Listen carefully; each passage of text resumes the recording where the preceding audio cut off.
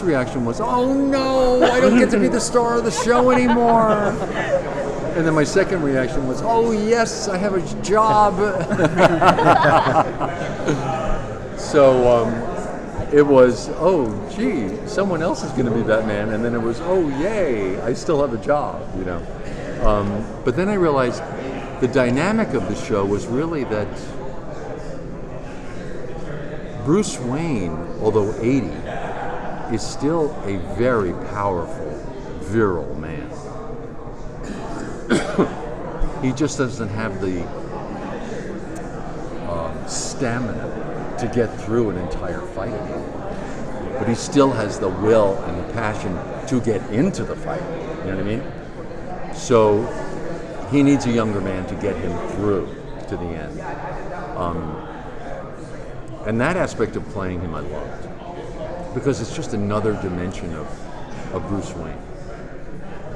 Because when he was younger, he had no sense of mortality. Right. You know what I mean? Suddenly, he has a real sense of mortality. And that's an interesting dynamic to play. Did you feel like... Yeah, just because it's that thing when you're 20, when you're 20, the future is infinite. Infinite. When you're 80, the future is tomorrow. You know what I mean? The past is infinite. So it's just a different reflection on life. So yeah, young Bruce Wayne is go, go, go, go, you know, do. Old Bruce Wayne is wanting to go, but his body just won't do it anymore. So in a way, it was a much more interesting character to play. The frustration, the anger that his body just won't do what he wants it to do. I loved that. So for an actor, it gave me a lot of colors to play. Block him from... Yeah, of course. He wouldn't be a human being if he wasn't slightly jealous. But he also knew that he couldn't, which is why he went out and sought Terry to do it for him. But yeah, there's definitely a frustration in him that he can't do it himself. He's the lion in winter. You know what I mean? They would love, I hear a lot on Twitter, a request for a Batman Beyond movie. Yeah. Or a new season. You know, there's a real push to have more of it. I'm not really that surprised by that. The audience loved the show. The graphics were beautiful. The stories were interesting. The thing is, by the time we were doing Batman Beyond, we had established such a legacy with all the other shows that Andrea Romano, who was doing the casting, said she could call any actor in Hollywood she wanted, and they would come on the show. So we were getting people like William H. Macy and John Ritter, to come on and do guest spots, you know, so they could get anyone. So the quality of the acting was incredible.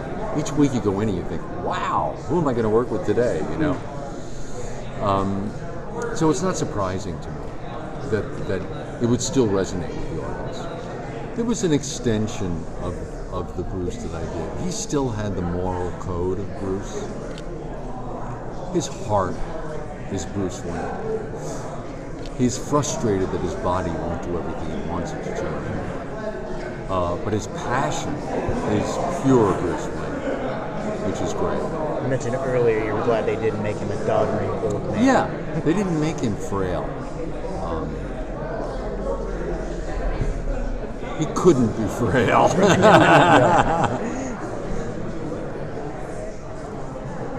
Distinction of older Bruce versus younger Bruce would just be, he's still the same soul, the same moral code.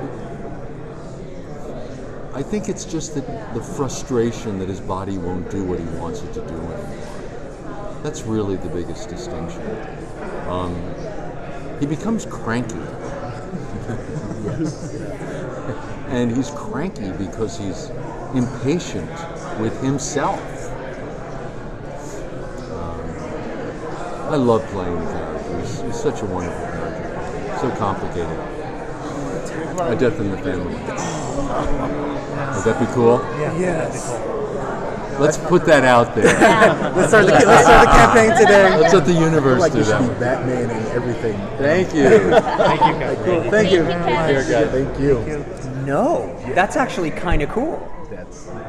I dig that. Yeah. Because there was John Paul Valley in the comics. Nobody liked him. And then there have been fill-ins. But Terry McGinnis was the first Batman who wasn't Bruce that people actually liked. Because who hates a 17-year-old? I'm kidding. Most people hate 17-year-olds. Who hates Eric Matthews? That's what it is. That's what it is. Eric as Batman. That worked. Same way most actors hear about anything. My agent got a call from Warner Brothers because Bruce Timm's wife was a Boy Meets World fan. So thank God for that. I would not be sitting here right now. And I went in and I read, and Batman the Animated Series is arguably my favorite cartoon of all time. I think it's probably the best cartoon of all time. So I knew it was Kevin Conroy and Andrea Romano and the whole crew, and I figured I didn't have a prayer. So there was almost no pressure. I just went in and read, knowing there was no way in hell they were going to cast me as Batman. And then next thing I know, I was Batman. It was crazy. Yeah, and then I figured I'll do it until they realize I suck and they fire me. And I'm still convinced to this day they're going to replace me. So I'm getting ready to have the Blu-ray come out and it's somebody else's voice. So we'll see. Did you take it? Well, not just from Batman the Animated Series, but it's also really from Andrea and from everybody involved. We didn't do anything cartoony. Like you watch some cartoons and they cut to the reporter onto and the news and they're going like this. None of that happened on Batman. It was, if it was a reporter, do it like a reporter. It was all straight up acting. It just happened. The show happened to be animated. So watching Batman the Animated Series, I knew going in this wasn't going to be a fun, lighthearted romp. It was going to be a pretty in-depth show. So pretty excited about that. Dude, so I told the story on the panel. Bruce Timm had never called me throughout the entire run of the show. Never called my home. The phone rings and I pick it up and there's Bruce. And he goes, "Hey, Will, it's Bruce. I'm sending you a script. Anybody finds out what it's in and I'm going to kill you. I'll see you on Friday." Click. And that was it. And that's when I read it. And I remember sitting there going, "Oh my God. Oh my, yeah." Nuts. It's crazy to me that, oh my God, he's a clone of Bruce. It made perfect sense. Explained everything, right? But that's what Bruce and Glenn and Alan and all these guys did so well, is that they made everything that shouldn't work perfectly, and stuff that just shouldn't make any sense, where you'd hear it in a pitch and go, "Come on, that's the dumbest thing I've ever heard." Yeah, work cloning, perfectly, yeah. and you go, "Oh my God, that's the coolest thing I've ever seen." So that's just a gift that those men and women have, where they take the most absurd ideas and they make them sing. So it was great. Yeah. My favorite. So I loved the Royal Flush Gang. I thought was very cool. Ink was awesome. But one of the coolest things I'd ever seen in animation, I'm not sure it had ever been done before, is when Terry fights Shriek and he shuts off the sound and there's an entire fight scene silent. And I just sat there watching this going, it's silent.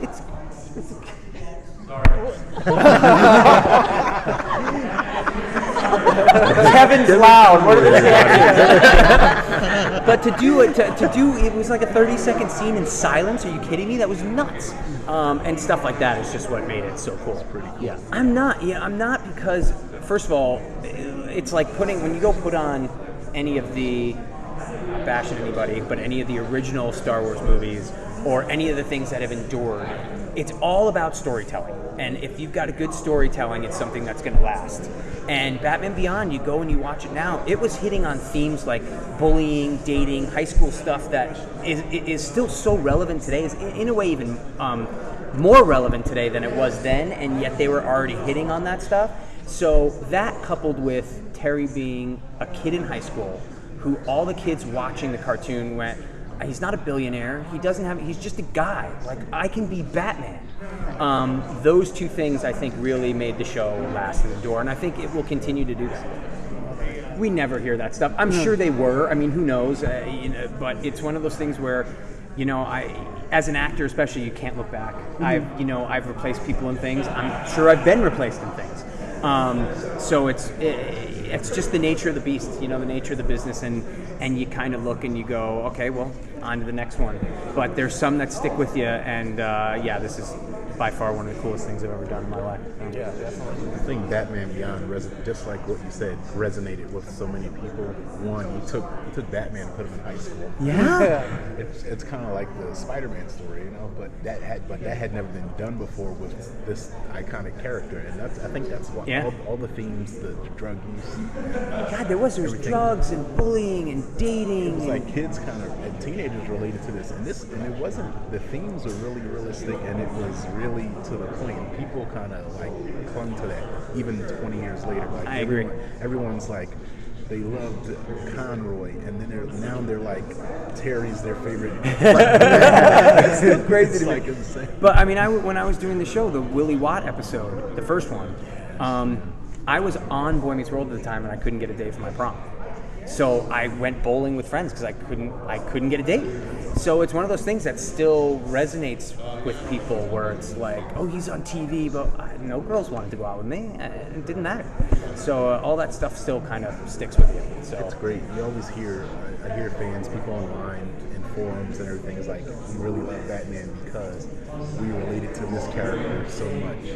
And I love that. Yeah, that's kind of what. That's the way it's supposed to be. The way it's supposed to be. There's one Batman. Yeah. It's Kevin Conroy. Everyone always says, like, who's your favorite Batman? Is it Christian Bale? I'm like, there's one Batman. It's Kevin Conroy. He's we were doing another interview before, and everyone was like, did he haze you coming in? He completely, no pun intended, took me under his wing. But he did. I mean, I'd never done an animated series before, so I was like this in front of the microphone. He's like, okay, roll your shoulders back, open the diaphragm. I mean, we joke about it, but it's true. The kind of dynamic between Terry and Bruce was kind of the dynamic between Kevin and I in the booth. I'd never done this. I'm fumbling my way through it. He absolutely mentored me and helped me. And he could have totally been that guy on Batman, but he wasn't. He was like, dude, run with it. Do what you got to do. And greatest guy in the world. Don't ever tell him I said that. Because it'll inflate his head even more. Just being Batman isn't bad enough, but now he's going to think, so yeah. No, worst guy ever. Horrible guy to work with. No, I'm always the good guy. I'm Lex Luthor now on DC Superhero Girls, but it's a lightened down Lex Luthor. When they do it again, and they better, there's one part I want to play. I want to be Cobra Commander in G.I. Joe. That's all I've ever wanted to do, is be Cobra Commander in G.I. Joe. And I don't know if I do it like the original, but oh God, I was talking to somebody else. Every generation thinks they have the best cartoons. I think mine did. G.I. Joe, Transformers, Thundercats, Mask, He-Man. I mean, we had the kick-ass cartoons. So Cobra Commander. Oh, you also got to be on Thundercats. I was lying. Yeah.